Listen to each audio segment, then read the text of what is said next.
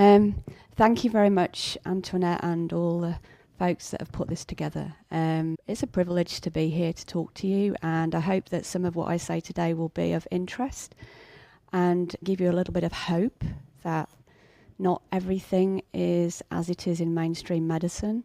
There are plenty of us in integrative types of medicine. I'm presenting on functional medicine blended with mainstream medicine. I'm not saying that functional medicine is the best way to go.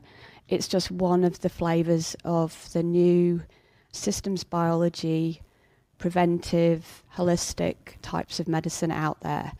And it just that the IFM, the Institute of Functional Medicine, resonated with me. I found my tribe when I discovered the IFM back in 2015. And it really brought everything together for me. There are lots of other organisations that help doctors see the light. The IFM's one of them. So this is a bit more about me. It's not only briefly. Yeah, I'm UK born. A long circuitous route through medicine. When I finally found my niche, which was anaesthesia. Anaesthesia is very much an instant gratification type of medicine. It's not like being a physician where you're dealing with chronic disease and you give a medicine and you might get a response in about 6 months' time. It's something that's immediate.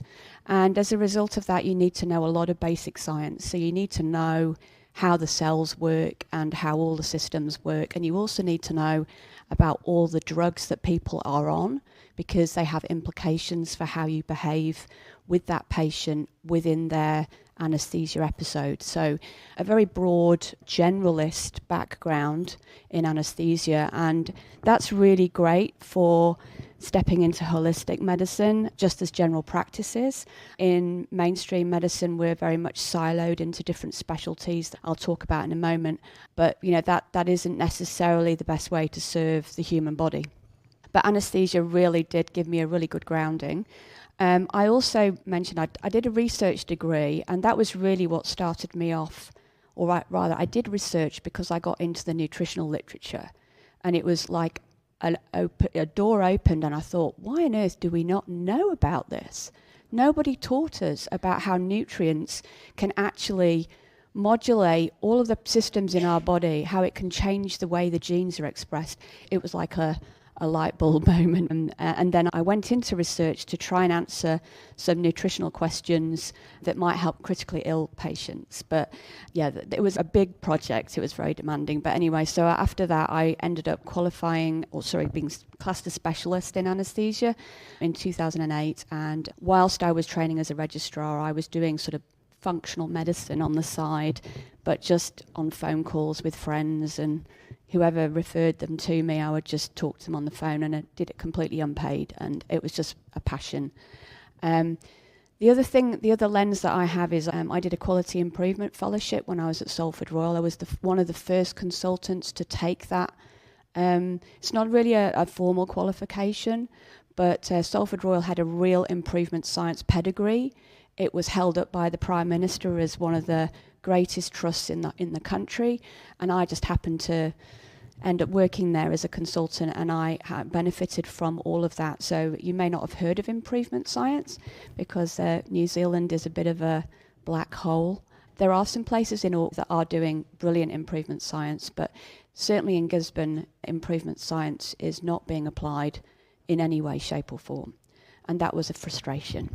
And then I did obviously my functional medicine training alongside that, and I accredited with the IFM in 2018, and I was head of department of anaesthesia at Gisborne until 2022 when I resigned. Anyway, so this is a picture of my husband and my two girls. They're a little bit older now, as I am. You can tell from the picture that I've aged a bit since then. And then this picture at the bottom is Salford Royal, where I used to work, and I still have a real heart for that organisation. Yeah, it's a wonderful, well, it was until quite recently a wonderful organisation, because I've been back there and the NHS has deteriorated quite considerably, which is a great shame because it was an amazing place to work. Anyway, that's enough about me. I went to the AIMA conference in December, and AIMA stands for Australasian Integrative Medicine Association. And that was the first sort of functional integrative medicine conference that I've been to in New Zealand, and I went because James Maskell was speaking. I was so excited because I thought I'm finally going to meet him, but no, he was online, and I was really disappointed. And the reason I really rate James Maskell is that he has done an amazing job of joining together integrative medicine and functional medicine doctors in the United States.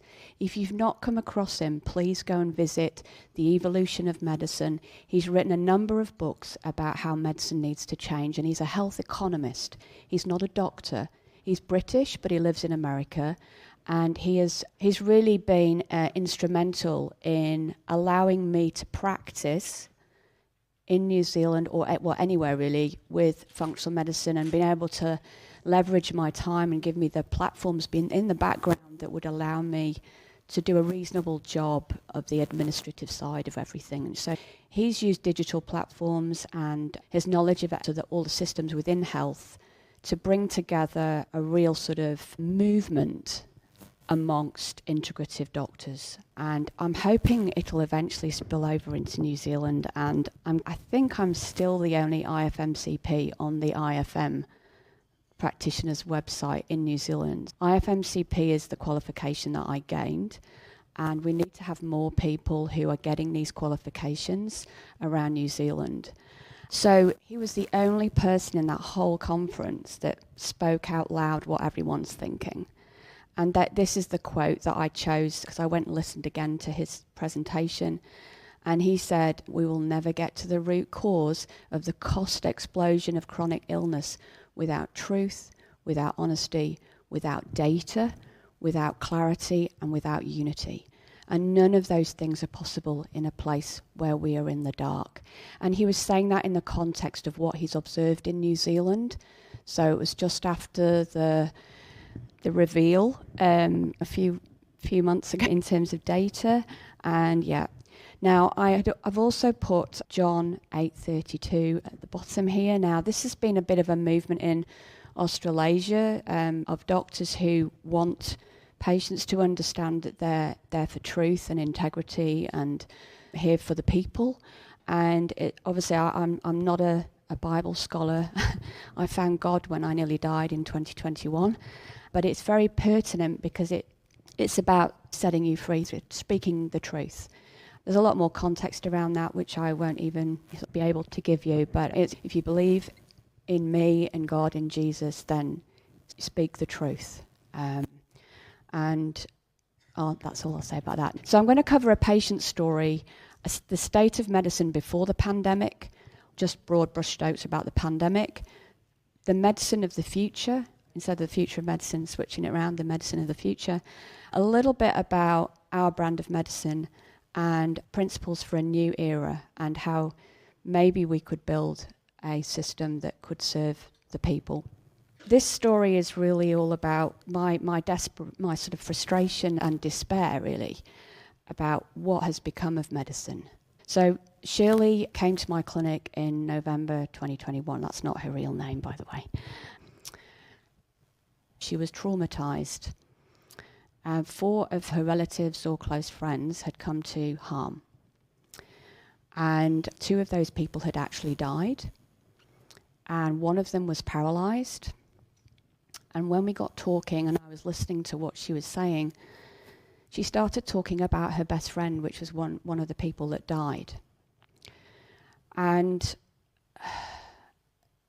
she told me that this lady had cancer. Now, this was before the pandemic, so she had a recurrence of her cancer. And she then told me that this lady had chemotherapy, and 7 to 10 days after she'd had her chemotherapy, they had insisted that she have her COVID injection.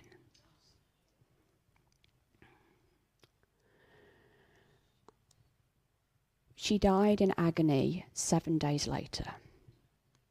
And the thing about it was that is a horrific indictment on mainstream medicine. In whose book would that be an acceptable thing to do?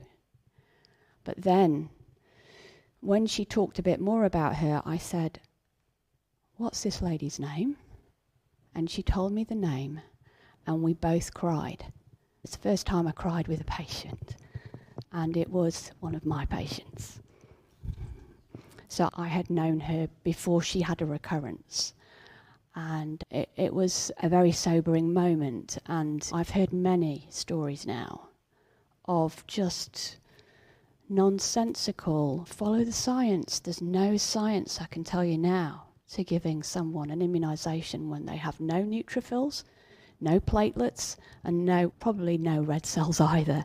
If you suppress someone with chemotherapy, it usually happens about 7 to 10 days after you've given them chemotherapy. So I don't know what they were thinking. So healthcare before the pandemic was failing.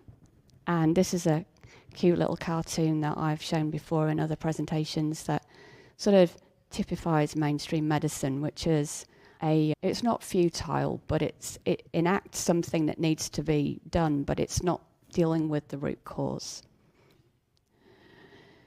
What does modern medicine offer? If you are acutely unwell or you run over by a truck, you must go to hospital. I had the experience recently that my daughter got appendicitis, and with intrepidation, we went to the hospital, and we had an amazing journey through that. She was very rapidly dealt with, and she had a very good experience. Now, you have to imagine that I went to the hospital where I used to work.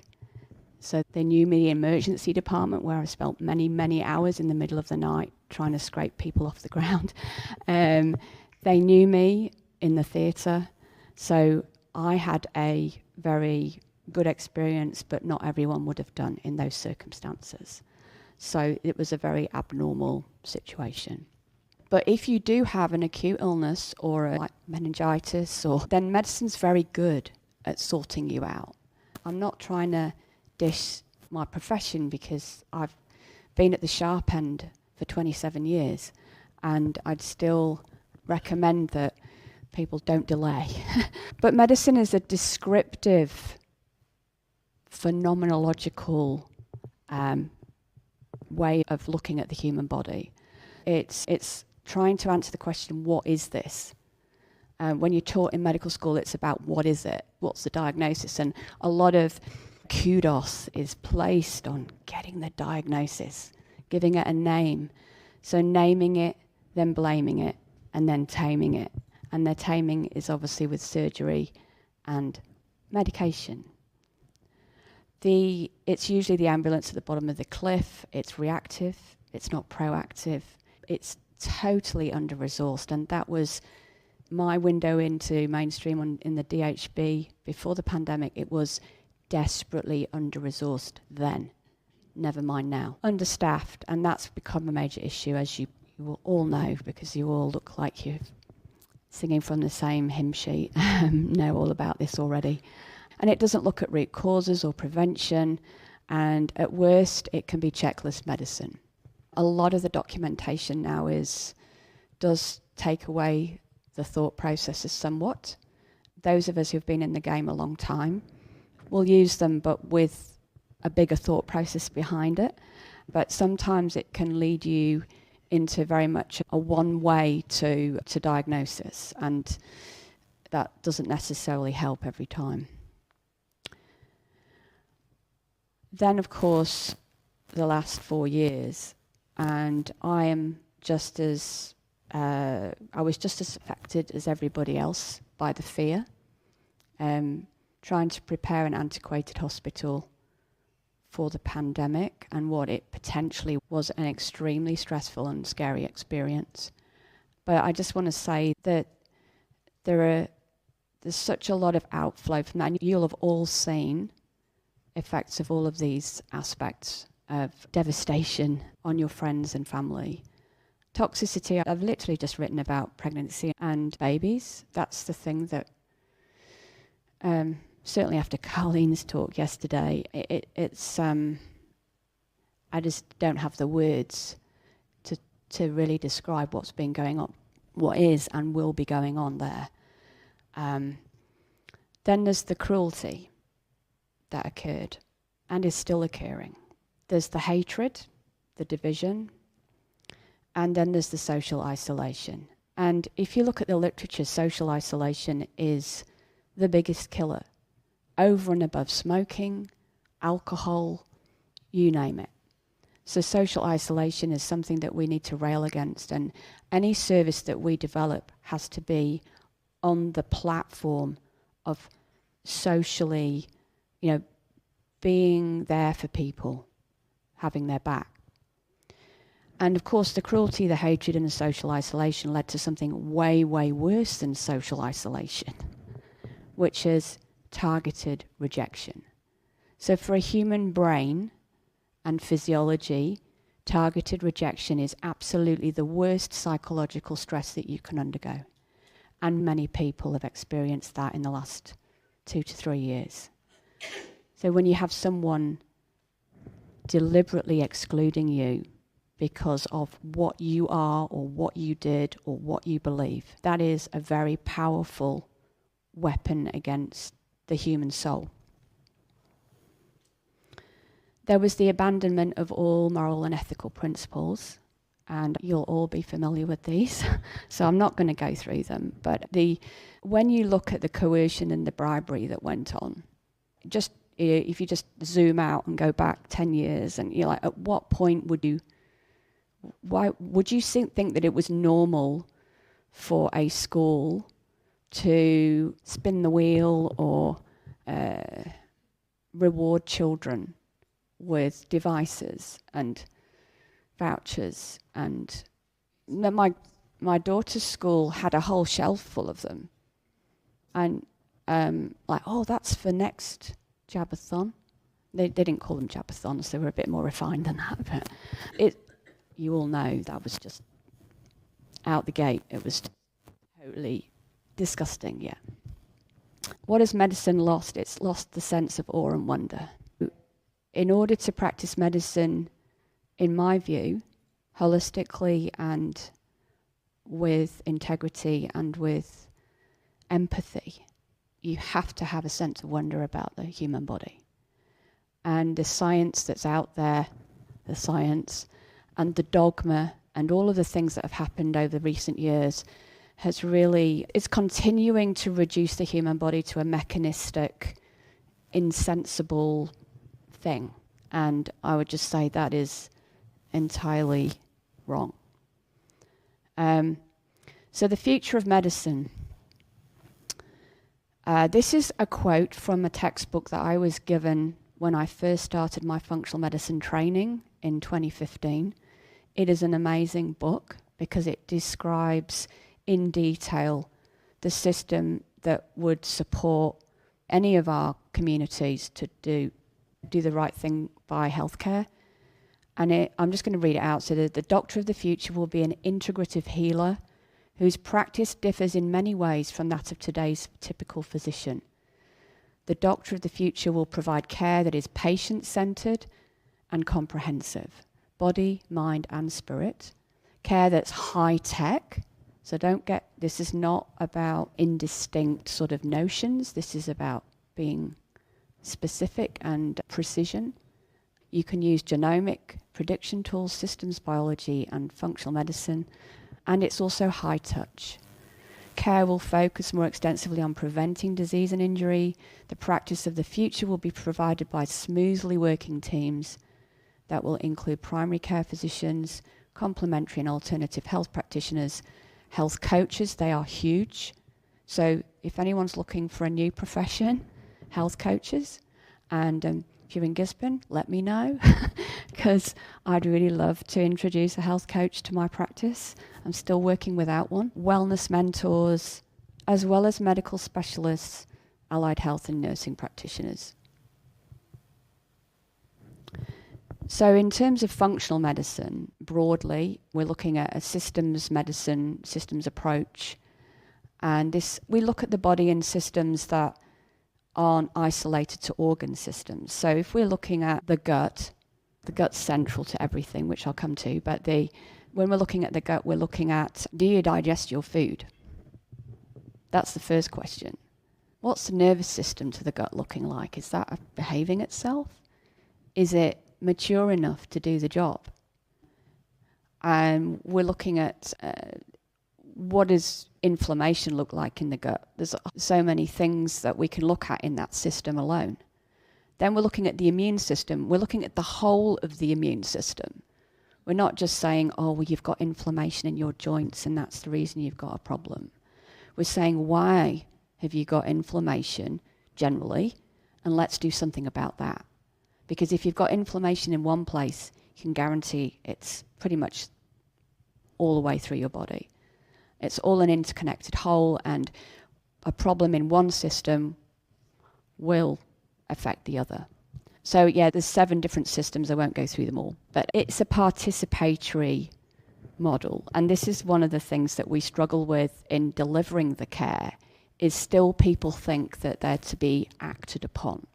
They present themselves to the doctor or the nurse practitioner or whatever, and they are recipients of direction, or they still don't think about their responsibility and their empowerment within the process of getting well. As I've mentioned, a lot of what we do now is done with precision, so the testing that is available is quite outstanding, and we can talk about that in the questions if you'd like. And it's focused on the root causes, so it's on the question why. It's not what is it, what's the diagnosis, it's why is this happening? What are the causes of that anyway? So this is the functional medicine tree, and it's a really nice depiction of the differences between mainstream medicine, which is up in the branches. Everything's split off, respiratory medicine over here and cardiology over there.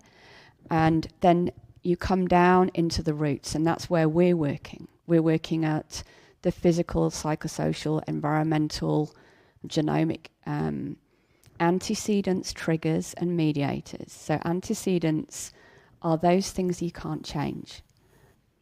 And they're your birth circumstances, your genetic makeup, your generational exposures. They're really important because they change your epigenetics.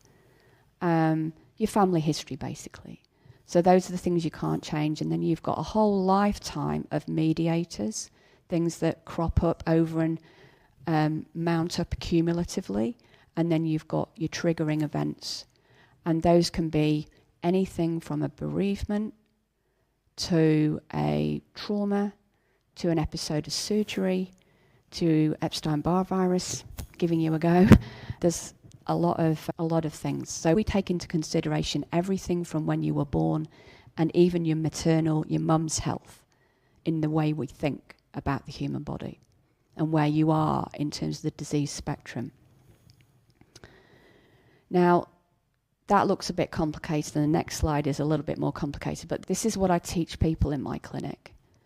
So we only get sick for 2 reasons. And they often coexist.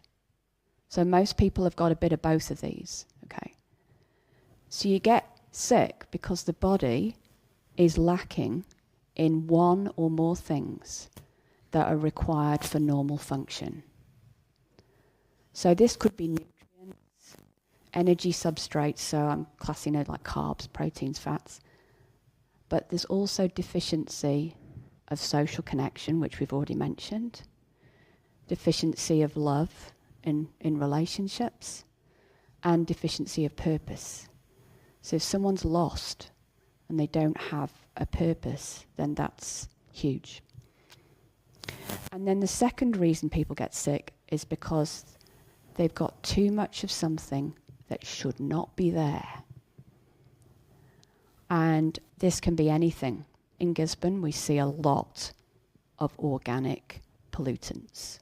And heavy metals, so lead's everywhere, especially in the old villas. The dust comes off lead lights. There's all sorts of issues with heavy metals in the environment. And then mold is huge as well. So if your body's harbouring these, it'll be doing a really good job of trying to hide them away to protect your physiology. But as they mount up and as you get deficiencies, then the body just can't mount a you can't contain it in the way that it was doing. And then it starts to reveal itself in symptoms, inflammation, oxidative stress, things like that. And then, of course, toxicity into the psychological, emotional realm is abusive relationships, targeted rejection.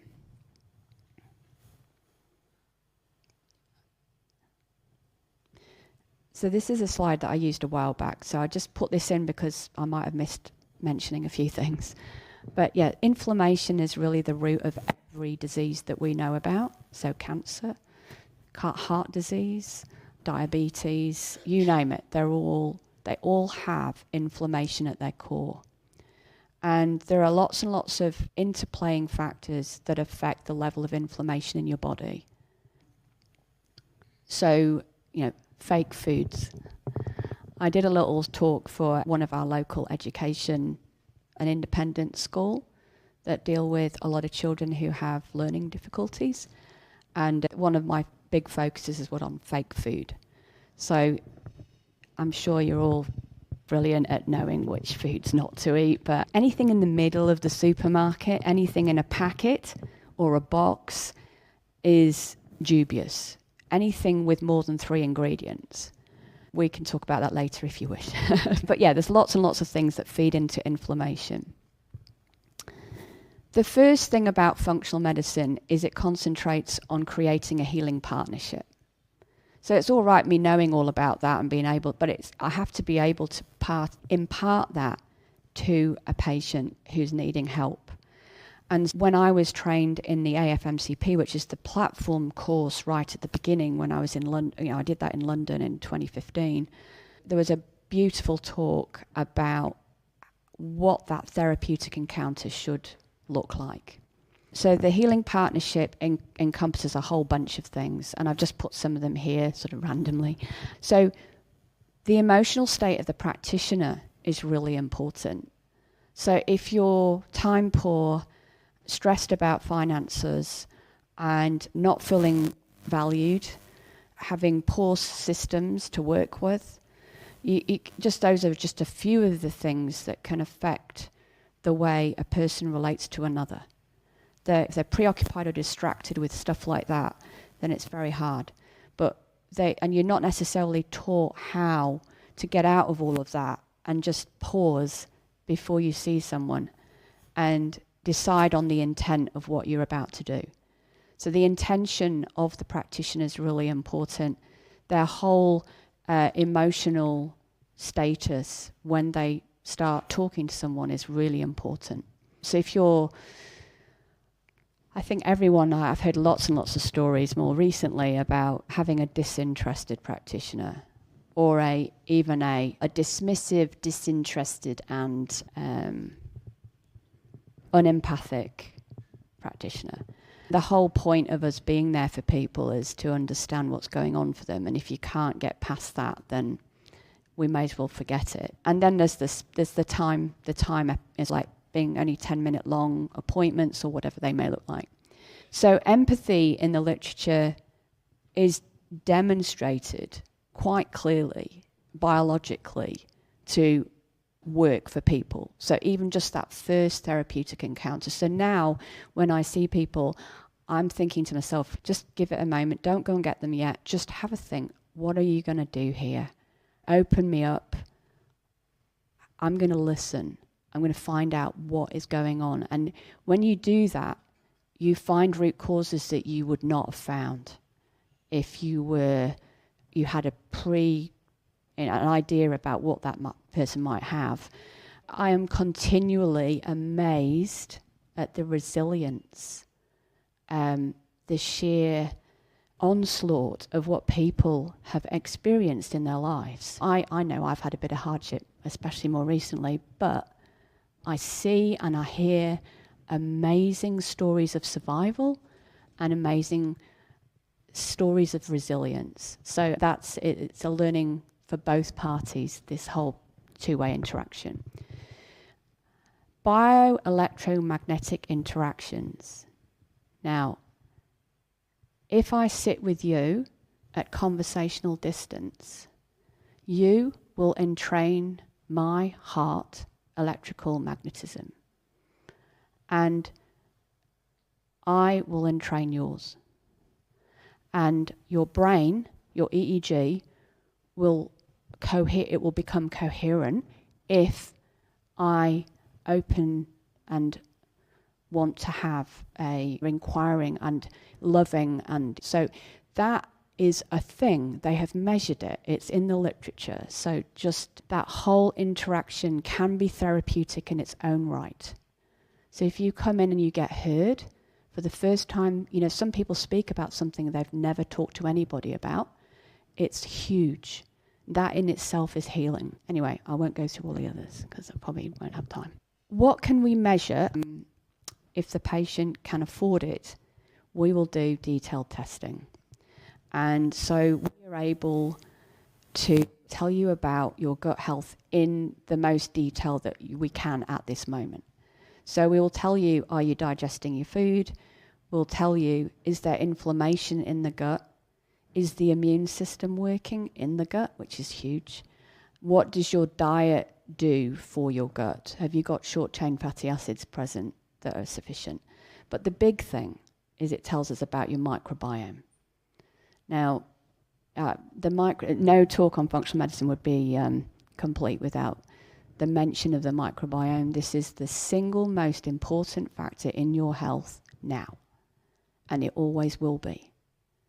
So the bugs in your gut are peacekeepers and functional friends, if they're the good ones.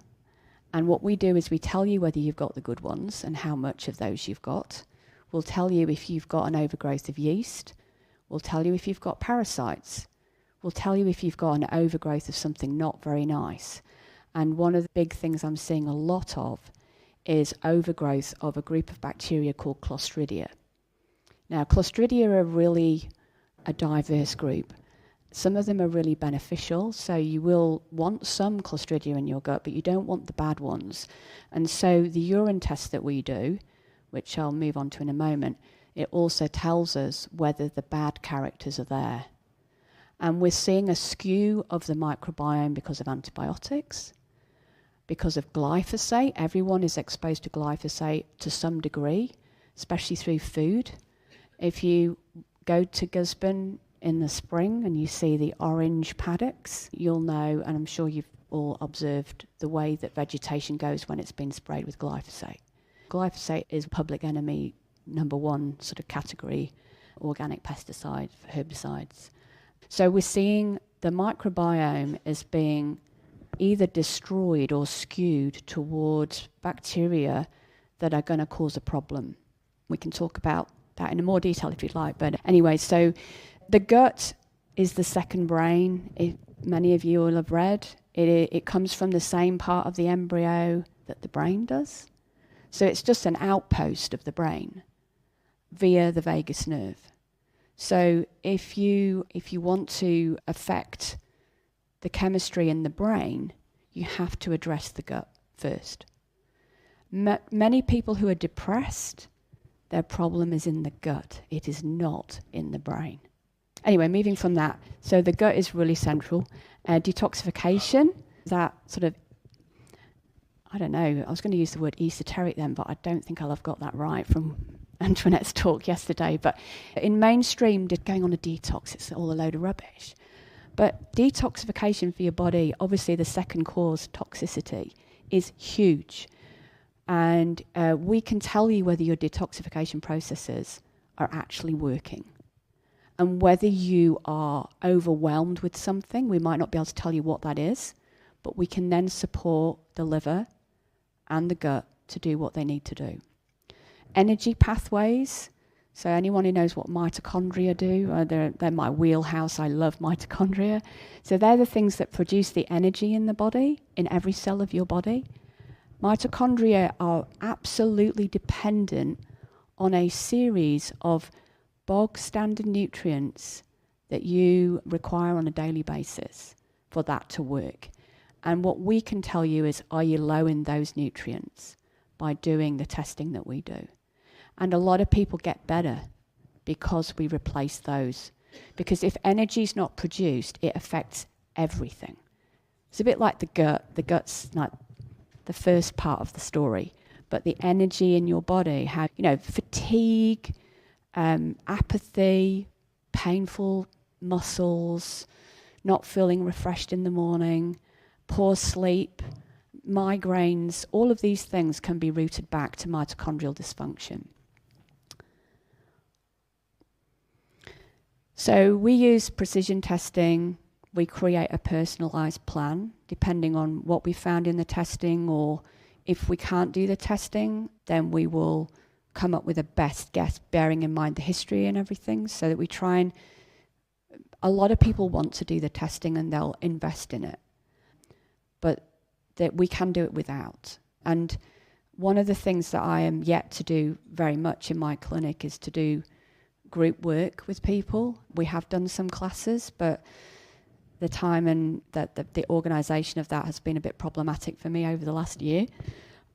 But group teaching sessions about these sorts of things are how I would see the health service moving forward. It has to incorporate group visits so that you leverage the knowledge from the practitioner to as many people as possible.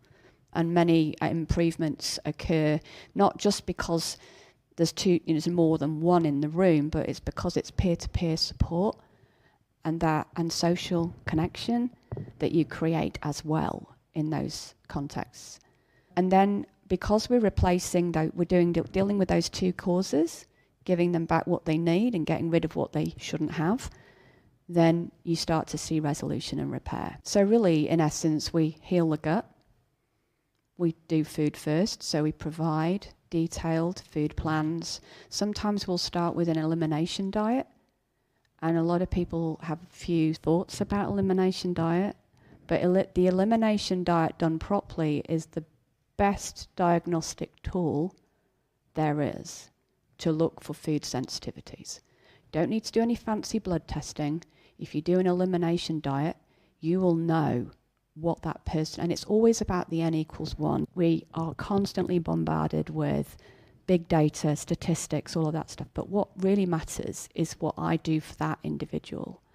And an elimination diet can be the best diagnostic tool for understanding that. So we might start with an elimination diet, unless they've already been doing that, because a lot of people are clued up and they've already excluded gluten and dairy, and they know that they're sensitive to soy or whatever that might be. We then address the nutritional adequacy. So through the testing, we identify if someone's low in certain things, especially the B vitamins. So the B vitamins are those things I was talking about with energy. Absolutely critical. If you're low in B vitamins, you will not have good mitochondrial function. And then we look at detoxification after we've addressed the nutritional adequacy. So to detox someone without the physiological resilience is wrong, in my view. You can't expect someone to get rid of mold mycotoxins or heavy metals if they've got no B vitamins, for instance. So we start with the first, and then we'll move on to other things as we see improvements. So what can you expect? This little graph is not a comprehensive sort of representation of my data. Getting data out of patient records is really quite challenging if you don't have the time. And so I did this a couple of years ago where I just took a series of patients. We measure how well we do our job. So we don't just send them away and say, go ahead and do this. And we send them a medical symptom questionnaire, as many times as the patient will fill it out. Obviously, some of this data is incomplete, and the reason is because people usually get so better they don't want to bother with forms and stuff. So a lot of people didn't fill it out at various times. But the medical symptom scores are a really good indicator of how well you're doing, how well the interventions are working. And 120 is not the top of the scale. It can be over 200, and I have occasionally seen people with that many problems. A lot of complex disease patients do come to me because they've been to so many other people and they find out about functional medicine. So they want to peel away all the layers and try and get rid of that huge symptom score. And so we almost universally see an improvement within the first 12 weeks. You can see there's a little light blue line there where someone has gone from a score of 60 to around 70-ish. So we do have patients who do get a bit worse at the beginning. And that is usually a function of their gut. So what we often have to do is we have to sometimes pull back a bit and just concentrate on the gut first. So I tend to try and get as much improvement as quickly as possible because I want people to see the benefit. But what I've had to do with a lot of patients, more recently than not actually, is to say, oh, hold on, okay, just pause those things and let's just concentrate on the gut. So the gut has the potential to make them worse before they can get better. And if you've got a whole load of Clostridia and a bunch of other things in your gut, then that is a potential issue. And we try and mitigate that as much as we can, but not everyone will be able to exit all of those things from the gut without having systemic effects. So on the face of it, people say they sleep better. That's good. Digesting food without discomfort. We change the body so that it can metabolize normally, so that it's sensitive to its own insulin, so that you're in fat burning mode, you're metabolically flexible. So today's dietary inputs really do force people down a track of insulin resistance, and that has big impacts for metabolism generally and inflammation. So burning fat efficiently, improving your energy levels, increasing your resilience to stress and infection. Obviously, the anxiety and depression from if you change the gut, you generally see people pick up in mood and general being motivated and things like that. I have a friend he asked me to see his daughter, and as you'll all be aware, youngsters nowadays are constantly looking at a screen, and some of them are withdrawing from the world. And what they had noticed is that even though this young girl was full of life and just stunningly beautiful as well, like just amazing girl, she had over time just become more quiet, subdued, spent a lot of time in her own room, wasn't interacting with the world as normal. And so we did the testing on her, and we discovered that she had no vitamin B6. None. So there was no metabolic evidence that she had enough B6 to even just run the normal stuff.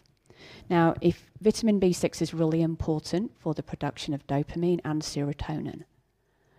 And so when we replaced her B6, she was a little bit low in B2, which is also very common, but B6 was the thing. And she transformed in a matter of a few weeks. And they said, thank you, I've got my daughter back. This is where just these two things can be so important. And if medicine thought that way, we'd be a little bit better off than we are now. Oh, and deprescribing, we do that as well.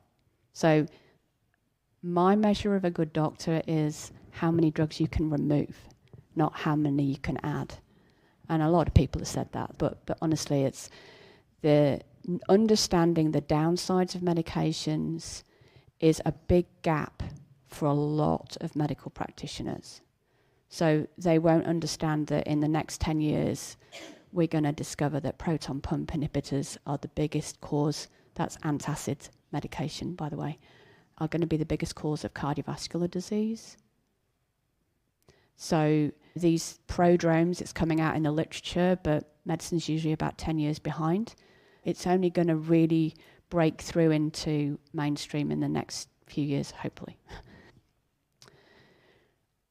So what about functional medicine in New Zealand? This is an email I received from the Medical Council.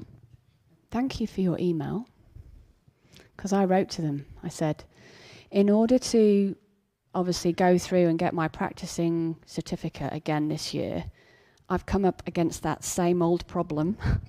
Yes, I am what we call vocationally registered in anaesthesia, so I'm a specialist, and I'm participating in my professional development within that specialty. But in order to practice in functional medicine, I'm using general scope. It should be specialist scope, but that's light years away. But general scope, you can, if you're a specialist, you can work out of scope, shall we say, in a collegial relationship. So I wrote to them and I said, look, I want to write down that I'm working within general scope, but I can't, because the options on the drop-down menu on that question will only give me access to pathology and all of the different siloed parts of mainstream medicine and all of the sort of like the postgraduate areas, but functional medicine doesn't feature. So I'm actually being forced to lie in that process. And I asked them, what about functional medicine? And I've asked them this twice now, and they just keep coming back with the same answer. So on this occasion, I wrote back and I said, that's not good enough. You need to, for New Zealanders, you need to start looking at this. And who do I speak to? Incidentally, I never got a response.